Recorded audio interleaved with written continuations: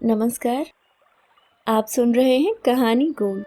आइए दोस्तों सुनते हैं उर्मिला शेरीज जी की लिखी कहानी लालटेन मार्च।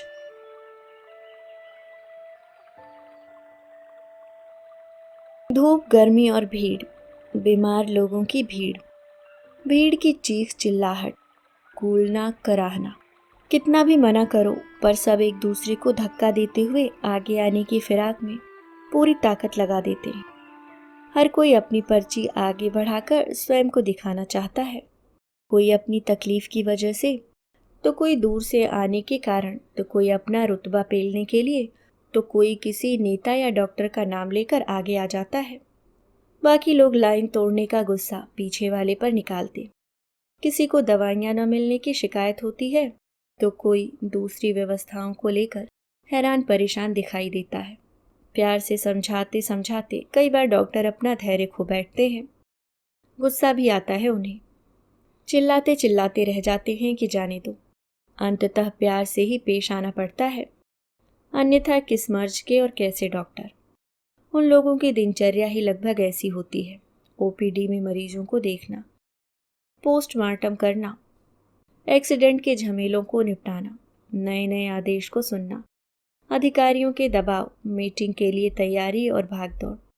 तिस पर मोबाइल का कैमरा ऑन किए छुट भइये नेता, रिकॉर्डिंग करते स्थानीय पत्रकार, शिकायत करते या देख लेंगे, यहाँ रहोगे तब ना, जैसे वाक्यों में धमकी देते मरीजों के रिश्तेदार। यह बीमार और बीमारी का इलाज करने वालों की अजीब अद्भुत दुनिया है। इस दुनिया में हंसना रोना, जीना मरना, आशा निराशा का खेल अनवरत चलता रहता है। इधर कोई मरता है तो उधर कोई शिशु जन्म लेकर जीवन की मुस्कान बिखेर देता है। जीवन की महत्ता और मृत्यु भी भयावहता का एहसास करवाती है यह अस्पताल नाम की जगह। हर रोज की तरह डॉक्टर ओपीडी में बैठे हुए थे कि तभी एक महिला रोती बिलखती, भीड़ को धकियाती डॉक्टर के सामने आकर खड़ी हो गई। वह हाफ रही थी, छाती पीट रही थी। उसकी हालत कसाई के चंगुल से छूटकर भागी हुई गाय की तरह थी। क्या हुआ बाई, रो क्यों रही हो? साहब मेरी बच्ची को देख लो। क्या हुआ बच्ची को? डॉक्टर ने निगाह उठाकर देखा। एक आदमी बच्ची को एक चादर में लपेटे हुए खड़ा था। उसके चेहरे पर गुस्सा, बेबसी और वेदना के भाव थे और वह अपने आंसुओं को छुपाने की कोशिश कर रहा था। बताओ भाई, क्या हुआ बच्ची को? उसके साथ एक लड़के ने गलत काम किया है। गलत काम यानी रेप? डॉक्टर के मुंह से बेसाख्ता निकला। डॉक्टर को समझते देर न लगी, मन मस्तिष्क में बिजली की रेखा दौड़ गई। हाँ साहब, लड़की की हालत देखो। भाई इसकी जांच तो यहाँ होगी नहीं, कोई लेडी डॉक्टर नहीं है, इसे तत्काल जिला अस्पताल ले जाओ। साहब मेरी लड़की बच तो जाएगी, उसने मेरी लड़की का जीवन बर्बाद कर दिया है। आप मेरी बच्ची की मदद करो, उसको फांसी की सज़ा मिलनी चाहिए। वह लगातार रोई जा रही थी। अब तक रेफर का पर्चा बन चुका था, एम्बुलेंस भी आ चुकी थी। वह पकड़ा जाएगा, उसे सजा भी मिलेगी, डॉक्टर ने उसे सांत्वना देते हुए कहा। महिला को गहरा सदमा लगा था। वह एक ही वाक्य दोहरा रही थी, फांसी सजा। अभी तुम लड़की को लेकर तुरंत जाओ, डॉक्टर ने उसे आदेश देते हुए कहा। वह रोती और बड़बड़ाती जा रही थी। चारों तरफ खामोशी छा गई थी। लग रहा था सबको लकवा मार गया हो। उस महिला का यूं विलाप करना, बेहोश लड़की का सामने आ जाना, सबके लिए दुखद और स्तब्ध कर देने वाली अप्रत्याशित घटना थी। अब न कोई धक्का मुक्की कर रहा था, न चीख चिल्ला रहा था। सब खड़े थे पत्थर की तरह। कुछ महिलाओं की आंखों में आंसू थे तो कुछ बूढ़े आदमी शर्म और दुख के कारण चेहरा झुकाए हुए थे। डॉक्टर एक एक करके मरीजों को देखते जा रहे थे। जब सारे मरीज चले गए तब जैसे उन्हें होश आया। उस वीरान परिसर में उस औरत का रोता बिलखता चेहरा उनकी आंखों के सामने आ जा रहा था। जिला अस्पताल ज्यादा दूर नहीं था। एम्बुलेंस लौटकर आ गई थी। बच्ची को मेडिकल चेकअप के बाद एडमिट कर लिया गया था। उसकी हालत नाजुक थी। डॉक्टर मीना वहां पर हैं। उन्होंने ही इस केस को हैंडल किया था। डॉक्टर ने तत्काल उनको फ़ोन लगाया। कैसी हालत है बच्ची की? बहुत सीरियस। इंटरनल ऑर्गन पूरी तरह से रैप्चर हो चुके हैं। ब्लीडिंग भी काफ़ी हो गई है। समय लगेगा ठीक होने में। बच तो जाएगी? हाँ बच जाएगी। रेपिस्ट पकड़ा गया? नहीं, अभी तक तो नहीं पकड़ा गया। पुलिस क्या कर रही है? पुलिस का काम तो आप जानती हैं, पर मैं तो सोचकर शॉक्ड हूं कि लोगों को क्या हो गया है। लोग बता रहे थे कि कोई आदिवासी लड़का था। आदिवासी? विश्वास नहीं हो रहा है। कभी आपने सुना है कि किसी आदिवासी ने किसी लड़की या महिला को छेड़ा हो या रेप किया हो या चोरी चकारी में पकड़ा गया हो? हाँ, आदिवासी लड़कियों के साथ ज़रूर इस तरह की घटनाएं होती रहती थीं। मैं भी विश्वास नहीं कर पा रहा हूँ। हमारा समाज कहाँ जा रहा है? क्या लोगों के मन में ज़रा भी डर नहीं बचा है? जिन बच्चियों को कन्या कहा करते हैं, जिन्हें पूजा जाता है, आज वही बच्चियां लोगों की हवस का शिकार बन रही हैं। मुझे तो कभी याद नहीं आता कि बचपन में मुझे या मेरे आसपास रहने वाली लड़कियों को किसी ने छेड़ा हो या किसी के साथ इस तरह की घिनौनी घटना घटित हुई हो। हम सब लड़के लड़कियां साथ में खेलते थे, अकेले में घूमते थे। मैं ये दावा तो नहीं कर सकती कि तब लोगों के मन में काम वासना, हवस या दमित इच्छाएं नहीं होती होंगी, लेकिन लोगों के मन में यह गंदा भाव तब आता ही नहीं होगा कि बच्चियों को टारगेट बनाना है। उफ, इतना खराब लग रहा है बच्ची को देखकर। डॉक्टर मीना स्वभाव से भावुक हैं और छोटी बच्चियों को लेकर वे हमेशा संवेदनशील रहती हैं। भ्रूण हत्या के खिलाफ उन्होंने मुहिम चलाई हुई है। दोपहर 2-2:30 बजे डॉक्टर तथा उनका स्टाफ लंच लेता है, पर आज किसी का भी मन खाना खाने के लिए तैयार न था। अजीब सी उदासी, खिन्नता और बेबसी, गुस्सा मन पर छाया हुआ था। इतनी बड़ी घटना घटित हो गई और कहीं कोई हरकत नहीं, आक्रोश नहीं। पूरी भीड़ कैसी मूर्खों की तरह बेजुबान खड़ी थी। क्या इसलिए कि वह लड़की मामूली गरीब परिवार की है? पुलिस भी आदमी की हैसियत और मौका देखकर हरकत में आती है। जब तक दबाव नहीं पड़ेगा तब तक उन्हें क्या पड़ी है कि किसी गरीब को न्याय दिलवाया जाए। डॉक्टर का मन बेचैन था।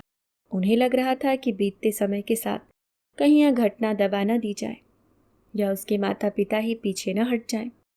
डॉक्टर के पास एक स्थानीय पत्रकार हमेशा आता रहता था।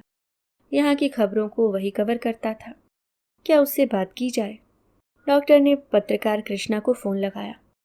पत्रकार कृष्णा पहले डॉक्टर के खिलाफ रिपोर्ट छापता रहता था।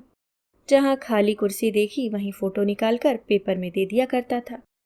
कभी ताला डला देखकर फर्जी नामों से फ़ोन करवाकर धमकी दिया करता था कि आपकी शिकायत सीएमओ से कर रहे हैं या कलेक्टर साहब को पत्र लिख रहे हैं। फिर डॉक्टर का व्यवहार मरीजों के प्रति उनकी कर्तव्य निष्ठा देखकर धीरे धीरे वह डॉक्टर के पक्ष में हो गया और उनका सम्मान भी करता था। कृष्णा, क्या कर रहे हो? फ्री हो तो आ जाओ। जी सर, 1-8 घंटे में आता हूँ। आ ही जाना। कोई खास बात? हाँ, तभी तो फ़ोन किया है। तब जल्दी ही आता हूँ। खबरों के लिए ललायत रहने वाले कृष्णा का उत्साह साफ दिखाई दे रहा था। क्या बात है सर, आप कुछ परेशान लग रहे हैं? हाँ, मन बड़ा अशांत है। एक छोटी सी बच्ची के साथ रेप हुआ है। क्या बात कर रहे हैं सर? कृष्णा चौंक कर बोला। मात्र 6 साल की बच्ची है, लेकिन रेपिस्ट अभी तक पकड़ा नहीं गया है। बच्ची को जिला अस्पताल में एडमिट करवाया है। एफआईआर हो गई है? हाँ। कब की घटना है? आज सुबह की। उसकी हालत गंभीर है।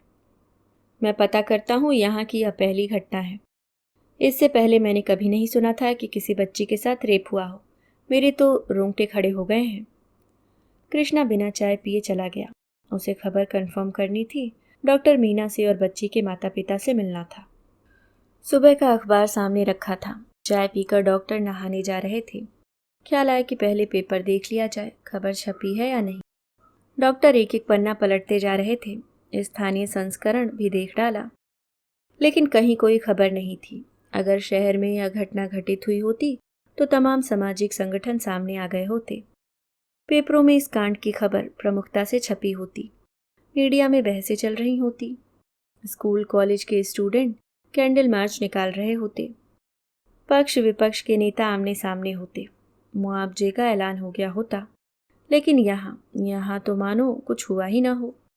किसी महिला संगठन तक खबर पहुंचाई जाए तो शायद पुलिस सक्रिय होगी या विपक्षी दल के किसी सदस्य या नेता तक खबर जाएगी तो वे सरकार को घेरेंगे और उस घेराबंदी से उस गरीब को न्याय तो मिल जाएगा।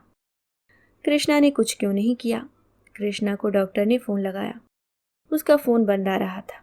आधा घंटे बाद उन्होंने फिर फ़ोन लगाया तो उसने फ़ोन ही नहीं उठाया। वह खबर सुनकर भी खबर से अलग कैसे हो गया था? क्या उसके लिए यह घटना कोई मायने नहीं रखती? क्या खबरें फ़ायदे नुकसान के लिए चलाई जाती हैं, या एक दूसरे को कमज़ोर और नीचा दिखाने के लिए, या अपनी राजनीतिक रोटियां सेकने के लिए? साला, पैसे खा लिए होंगे, पत्रकार के नाम पर कलंक है। डॉक्टर गुस्से में बोले।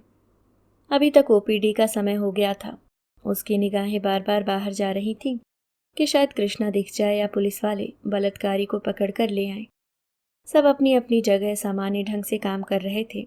किसी की भी जबान पर कल की घटना का जिक्र तक न था, मगर डॉक्टर बेहद बेचैनी महसूस कर रहे थे। स्वयं को हारा हुआ देख रहे थे। उन्हें याद आया, पत्नी की पहचान कई सामाजिक संगठनों की महिलाओं से है। वे महिलाएं तुरंत पीड़ित महिला के पक्ष में जाकर खड़ी हो जाती हैं। उन्होंने तत्काल पत्नी को फ़ोन लगाया। क्या तुम इस बारे में बात करोगी? यहाँ तो किसी पर कोई असर ही नहीं पड़ा। वहाँ की पुलिस काम नहीं कर रही है। एक दिन तो निकल गया, छोटा सा एरिया है, वह भाग जाएगा तब पकड़ना मुश्किल हो जाएगा। बात करती हूँ। डॉक्टर की पत्नी ने एनजीओ की महिलाओं को सारी घटना बताई। उन्होंने यही आश्वासन दिया कि वे अपने संगठन में बात रखेंगी और जल्द ही उन्हें जवाब देंगी। लेकिन वह दिन भर उनके फ़ोन का इंतज़ार करती रही। उन्होंने दिन में दोबारा फ़ोन लगाया, पर वहाँ से किसी ने कोई प्रतिक्रिया व्यक्त नहीं की। क्या वे कहीं और व्यस्त हैं, या गांव देहात में जाने में उनकी कोई रुचि नहीं है? शाम को डॉक्टर ने पत्नी को पुनः फ़ोन लगाया। उसके माँ बाप बहुत परेशान हैं, कोई तो आए उनकी मदद के लिए। उनको 2-3 बार फ़ोन लगाया था, पर कोई रिस्पॉन्स ही नहीं मिल रहा है। बताओ मैं क्या करूं? किसी और पहचान वाली महिला को पकड़ो, कोई विपक्ष की महिला हो या सरकार का कोई प्रभावशाली व्यक्ति। सरकार का भी दबाव हो सकता है, पुलिस पर की घटना को दबा दिया जाए, क्योंकि खबर आने से सरकार की भी तो फजीहत होगी कि उनके शासनकाल में इस तरह की घटनाएं घट रही हैं। महिलाएं तो महिलाएं, बच्चियां तक सुरक्षित नहीं हैं। हो सकता है उसका बाप क्या कर रहा है, जाए और बैठ जाए धरने पर थाने के सामने, मीडिया वालों को अपनी कहानी सुनाए। बेचारा सीधा साधा आदमी है, पुलिस से वैसे भी डरते हैं ये लोग। डॉक्टर ने डॉक्टर मीना को फ़ोन लगाया। क्या हाल है बच्ची के? होश तो आ गया है, पर बच्ची बहुत ज़्यादा डरी हुई है। ऐसे लगता है पहले उसे डराया धमकाया गया था। उसके गालों पर उंगलियों के निशान हैं। उसकी गर्दन और हाथों पर खरोंचे भी हैं। अभी वह बात करने की स्थिति में नहीं है। बात बात पर रोने लगती है। ठीक होने में थोड़ा और समय लगेगा। कोई आया था क्या, पत्रकार, मीडिया से कोई व्यक्ति या कोई महिला? नहीं, यहाँ तो कोई भी नहीं आया है। उसका बाप वहीं पर है, उसको कहना कि मुझसे आकर मिले। भिजवाती हूँ। शाम को डॉक्टर अस्पताल के बाहर ही बैठे थे। पेशेंट जा चुके थे, नर्स भी जाने की तैयारी में थी। हरी भरी पहाड़ी के बीच बसा यह अस्पताल अपनी नई बिल्डिंग और रखरखाव के लिए जाना जाता है। यहाँ के लोग सीधी सादी जिंदगी जीते हैं। बाहर के व्यक्तियों का आना उन्हें उलझन में डाल देता है। हाँ, लड़के ज़रूर अलगताओं में नजर आते हैं। पढ़ाई से ज़्यादा वे राजनीति पर बात करते हैं। तभी सामने से वह आता दिखा। धीमे धीमे चलता हुआ वह सामने आकर खड़ा हो गया। देखकर लग रहा था जैसे उसके शरीर की सारी हड्डियां टेढ़ी हो गई हैं। वह इतना झुक गया था कि उसका शरीर अपने ही बोझ से दबा जा रहा था। दाढ़ी बढ़ गई थी, चेहरा काला पड़ गया था। दुख, हताशा और लड़की की स्थिति ने उसे बीमार आदमी बना दिया था। आओ यहाँ बैठो। पास में आकर भी वह खड़ा रहा। डॉक्टर के दोबारा कहते ही वह फूट फूट कर रोने लगा। उसकी हिचकियां बढ़ती जा रही थीं। अरे संभालो अपने आप को। मथुरा, पानी लाओ। लो पानी पियो। क्या हुआ? साहब, अभी तक नहीं पकड़ा गया वह। हम थाने गए थे तो थानेदार साहब ने गालियां देकर भगा दिया। बोले तलाश जारी है, जब पकड़ा जाएगा तो तुम्हें पता चल जाएगा। एक दिन और देख लेते हैं, अन्यथा मीडिया को बुलाएंगे। साहब, मेरी बच्ची, क्या होगा उसका? कैसे तो स्कूल जाएगी और कैसे उसी मोहल्ले में रहेगी। उसकी रुलाई फिर शुरू हो गई। तुम्हारी बच्ची के साथ पूरा पूरा न्याय होगा। हम लोग सब तुम्हारे साथ हैं, बच्ची के साथ हैं। आखिर कब तक ये लोग हाथ पर हाथ रखे बैठे रहेंगे? आज नहीं तो कल पकड़ा ही जाएगा। सब आप लोग भी कुछ मदद करो। तुम अभी जाओ, बच्ची का ध्यान रखो, कल आ जाना, तब तक हम भी कोशिश करते हैं। वह उठा और भारी कदमों से वापस चला गया। उसकी झुकी कमर और उठी हुई पीठ पर दर्द का पहाड़ हिलता हुआ दिखाई दे रहा था। चक्कर क्या है? क्या सचमुच कोई राजनीति चल रही है? पुलिस को न पकड़ने की छूट मिली हुई है, या बच्ची के माँ बाप को कमजोर समझकर केस को आया गया करने की फिराक में, या किसी नेता ने अपने क्षेत्र में ऐसी वैसी घटना घटने से उत्पन्न आक्रोश को रोकने के लिए सारा तामझाम रचा हुआ है। डॉक्टर सोच सोच कर परेशान हो रहे थे। उन्होंने पत्नी को फिर फोन लगाया। तुम इतना सा काम नहीं कर सकती? डॉक्टर पत्नी पर चिल्ला रहे थे। मैंने तो कह दिया था, पर कोई सुन ही नहीं रहा है। अंदर ही अंदर क्या गेम प्ले किया जा रहा है मुझे नहीं पता। इस घटना के खुलासे से सबकी फजीहत होती है तो कौन सरकार, नेता, अधिकारी या पुलिस चाहेगा कि सबके सामने सच्चाई उजागर हो? इसका मतलब तो यह हुआ कि उसकी कहीं सुनवाई नहीं होगी। होगी तो, पर समय लग सकता है। फिर भी बात करो, हमें अपने प्रयास नहीं छोड़ने हैं। डॉक्टर की पत्नी ने अब मोर्चा संभाला और अपने दोस्त के घर जा पहुंची। उन्हें मालूम था कि उसके दोस्त की एक बड़े पुलिस अधिकारी महिला से दोस्ती है। वे दोनों अक्सर साथ में देखी जाती हैं। उसकी बात तो मानेंगे ही। क्या तुम मेरी मदद करोगी? उन्होंने सीधे जाकर पूछा। कैसी मदद? अनुपमा मैडम से एक बार थानेदार या टीआई को फ़ोन करवा दो कि वे लोग जल्द से जल्द रेपिस्ट को गिरफ्तार करें। तुम खुद बात कर लो, वो तो लड़कियों के फेवर में ही रहती हैं। उसने सारा घटनाक्रम कह सुनाया। अनुपमा मैडम ने सारी बात ध्यान से सुनी और सहयोग देने तथा बात करने का आश्वासन भी दिया। उसने तुरंत डॉक्टर को फ़ोन लगाया। तुम इंतज़ार करो, अब देखना वह जल्द ही पकड़ा जाएगा। डॉक्टर मीना से वे लगातार बात कर रहे थे। डॉक्टर मीना ने बताया कि लड़की पहले की अपेक्षा अब ठीक है। उसे काउंसलिंग दी गई है। वह उस लड़के को पहचानती है और नाम पता बता सकती है। अगला दिन साफ चमकता दिन। गर्मी होने के बाद भी ठंडी हवा के कारण राहत महसूस कर रहे थे डॉक्टर। रोज की तरह ओपीडी में बैठे थे। वही माहौल था।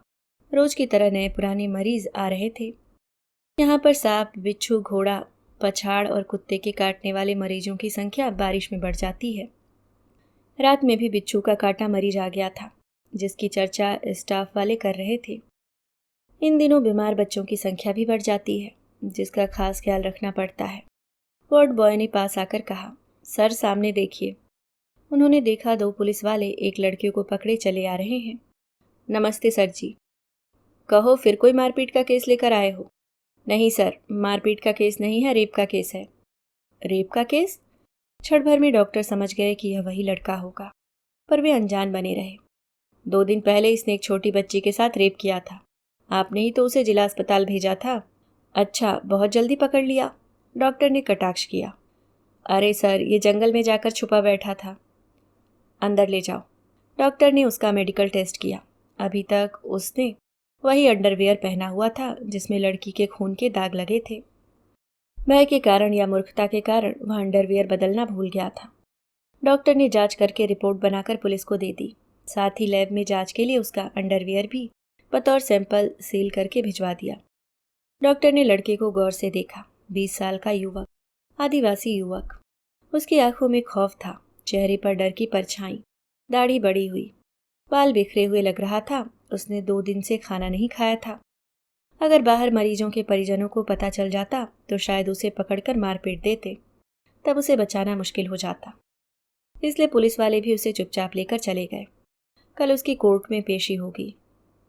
डॉक्टर ने डॉक्टर मीना को फ़ोन लगाकर बताया, बलात्कारी लड़का अरेस्ट हो गया है। मेडिकल के लिए आया था। मुझे दुख तो इस बात का है कि इस आदिवासी लड़के को हो क्या गया है। क्या शहरी सभ्यता और वातावरण ने उसे गुमराह कर दिया था? उसे छूटना नहीं चाहिए। डर और चिंता यही रहती है कि लड़की के माँ बाप अपना निर्णय न बदल लें।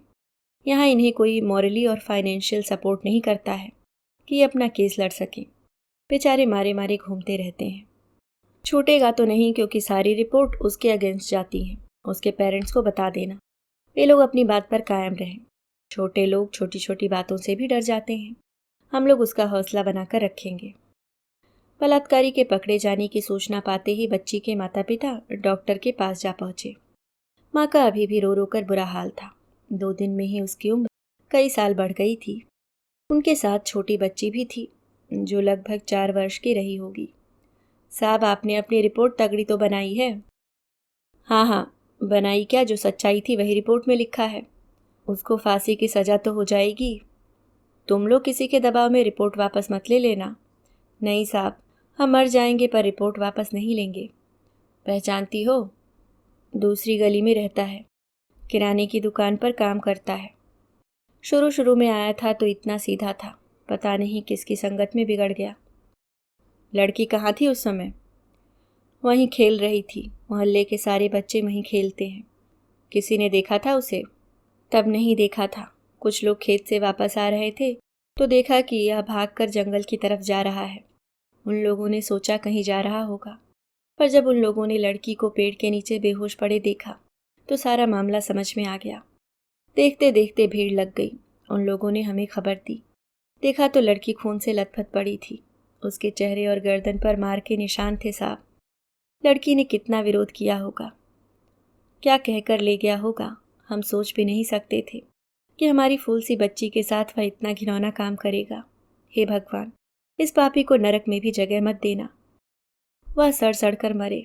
वह तड़प रहा था बिना चोट के, कराह रहा था बिना बीमारी के। वह शर्म से चेहरा झुकाए हुए था, बिना अपराध के। इससे अच्छा तो वह मर जाती, कोई जानवर उठाकर ले जाता। क्या बकवास कर रहे हो? इसमें तुम्हारा या बच्ची का क्या दोष है? सजा तो उसको मिलना चाहिए, वह भी खून के आंसू रोएगा। एक न एक दिन तो बात भी फैलेगी ही। लड़की तो कुछ जानती समझती नहीं कि उसके साथ जो हुआ उसे हमारा समाज किस तरह देखता है, पर बड़ा होने पर यही सब लोग उसे बता देंगे। तब तब क्या होगा? भावी चिंता उसे खाए जा रही थी। अरे भाई, अभी तो तुम उसके ठीक होने की प्रार्थना करो। भगवान की कृपा से वह बच गई है। वह उठने को तैयार न था। उसके पांव जमीन में धंस गए थे। उसे ऐसा महसूस हो रहा था। कोशिश के बाद भी उसके आंसू नहीं थम रहे थे। साहब, यहाँ कुछ चल रहा है। आरी की तरह छाती में कुछ चल रहा है। उसने सीने पर हाथ रखते हुए कहा, मेरे सामने पड़ गया तो मैं उसका गला अपने हाथों से दबा दूंगा और नपुंसक बना दूंगा। वह कलपते हुए बोला, शांत हो जाओ, कानून को अपना काम करने दो। फिलहाल तो तुम दोनों को अपना और बच्ची का ख्याल रखना है। उसके संताप और क्षोभ को शांत करने के लिए डॉक्टर ने उठकर उसे अपने सीने से लगा लिया। फिर वह बहुत देर तक खामोश बैठा रहा। उसकी अटूट भारी चुप्पी डॉक्टर के मन में भय पैदा करने लगी। कहीं इसको कुछ हो तो नहीं गया? इसके भीतर क्या चल रहा है? या कुछ बोल क्यों नहीं रहा? बोलने वाला आदमी अचानक चुप हो जाए तो वह ज़्यादा खतरनाक हो जाता है। थोड़ी देर बाद डॉक्टर ने देखा कि वह स्वयं ही उठकर चला गया। बाहर उसकी पत्नी और बच्ची बैठी थी। पति पत्नी हॉस्पिटल न जाकर अपने घर जा रहे थे। अंधेरा घिराया। गली में बच्चे सिर्फ लड़के खेल रहे थे।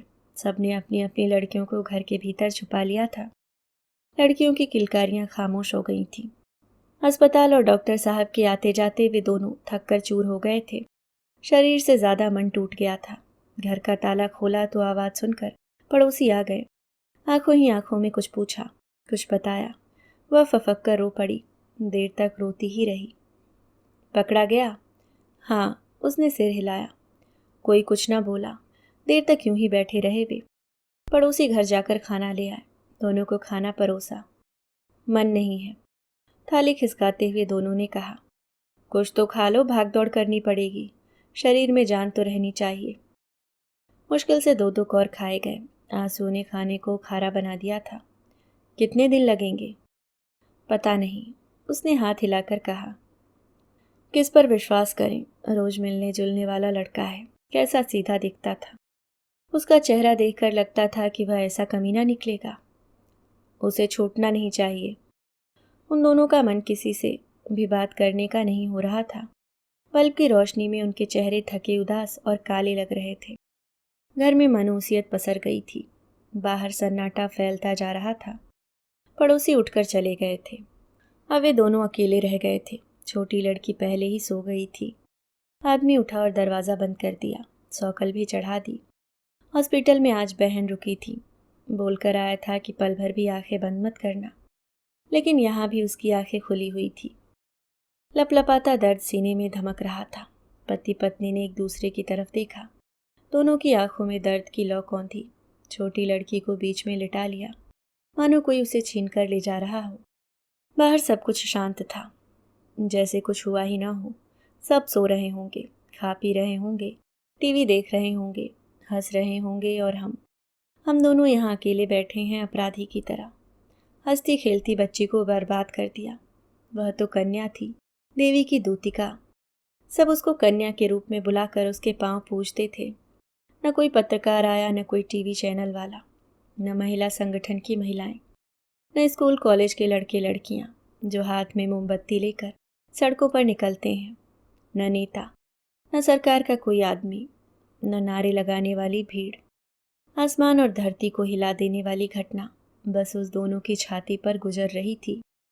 2 माह बाद वे दोनों पति पत्नी डॉक्टर के सामने खड़े थे। क्या हाल है? ठीक है साहब, लाख चाहा कि मौत आ जाए पर आती कहाँ है। क्या फालतू बातें कर रहे हो? कोई बता रहा था कि कोर्ट में आपकी भी गवाही होगी। होगी ना साहब, आपकी गवाही ऐसी हो कि वह बच ना पाए, उसको फांसी की सज़ा मिले। आप ऐसी ही गवाही दोगे ना? बिल्कुल दूंगा। बाहर कौन है? दोनों लड़कियां हैं, अब उन्हें अकेला नहीं छोड़ते हैं। उसकी पत्नी ने दोनों लड़कियों को अंदर बुलाया। ये बड़ी लड़की है, छोटी को तो आपने देखा ही था। बड़ी लड़की? वही बच्ची, वही बला। नहीं नहीं, डॉक्टर ने जोर से सिर हिलाया। मेरे मन में वही ख्याल क्यों आया? गोरा चमकता रंग, सुंदर निश्चल आंखें, 2 चोटियां बंधी हुई थी। इतने सुंदर नाक नक्श वाली लड़की डॉक्टर ने कम ही देखी थी। डॉक्टर के हृदय में दर्द का तीर सा चल गया। वह नहीं जानती कि उसके साथ क्या हुआ है, और ये लोग उसे कभी न कभी एहसास करवा कर ही मानेंगे। सर छाती जलती रहती है, उसकी आंखों में आंसू उमड़ आए। मेरी सलाह मानोगे? मैं समझ रहा हूँ तुम्हारे भय को। बताइए सर। देखो, लड़के को तो सज़ा मिलेगी ही, कितने वर्ष की मिलेगी यह अलग बात है, पर तुम यह जगह छोड़ दो। कहाँ जाएंगे साहब? हमारे पास कहीं कुछ नहीं है। दूसरी जगह चले जाओ। हमारे समाज और समाज के लोगों की मानसिकता ऐसी ही है कि तुम भूलना भी चाहोगे तो भूलने नहीं देंगे। कोई न कोई लड़की को बता ही देगा। तब तुम्हारी लड़की इस घटना को किस रूप में लेगी, कोई नहीं समझ सकता। उसे दूसरी जगह ले जाकर पढ़ाओ लिखाओ। तुमको भी इस बात का ध्यान रखना पड़ेगा कि उसको कुछ भी पता न चले। आप बात तो सही कर रहे हैं, हमें तो आना पड़ेगा। वह अदालती प्रक्रिया तो चलती रहेगी। वह रास्ते भर सोचता रहा, गुनता रहा, फड़फड़ाता रहा। एक घायल पक्षी उसके भीतर उड़ने के लिए फड़फड़ा रहा था। एक एक दृश्य सामने आ रहा था। गली के लोगों का व्यवहार और बातें याद आ रही थीं। लड़की के प्रति उनकी निगाहें याद आ रही थीं। 1 साल बर्बाद होगा तो होगा, लड़की की जिंदगी तो बच जाएगी। साहब ने बोला है कि मैं उनके फार्म हाउस पर काम करूंगा, तो उनके घर में खाना बना दिया कर। साहब की मैडम हमारी दोनों बेटियों का एडमिशन स्कूल में करवा देंगी। वहाँ हमें कोई पहचानने वाला नहीं होगा, इसको भी कोई नहीं पहचानेगा। क्या कहती हो? ठीक है, और सोच लो। सोचना क्या है? तू ये मत सोच कि हम डर कर भाग रहे हैं। हम अपनी लड़ाई अपने आप लड़ेंगे, पर बिट्टू, बच्ची को इससे अलग रखेंगे। घर में लाइट नहीं थी, अंधेरा इतना घना था कि कुछ भी दिखाई नहीं दे रहा था। आदमी ने लालटेन जलाई और कीले पर टांग दी। लालटेन का उजियारा घर में फैल गया। उन दोनों ने दोनों बेटियों को छाती से लगा लिया। हम कहाँ जा रहे हैं? बड़ी लड़की ने पूछा। दूसरे शहर में पापा की नौकरी लग गई है, हमारा स्कूल छूट जाएगा। छोटी लड़की मासूमियत से बोली। वहाँ तुम नए स्कूल में पढ़ोगी, वहाँ हमारा नया घर होगा, तुम दोनों को बहुत अच्छा लगेगा। कहकर वह दोनों बेटियों की पीठ पर थपकियां देने लगा। उसकी पत्नी ने उसके कंधे को जोर से थाम लिया। वे सभी विस्थापित हो रहे थे। माँ के हाथ में लालटेन थी और पिता के सिर पर सामान। अभी आप सुन रहे थे उर्मिला शिरीष जी की लिखी कहानी लालटेन मार्च।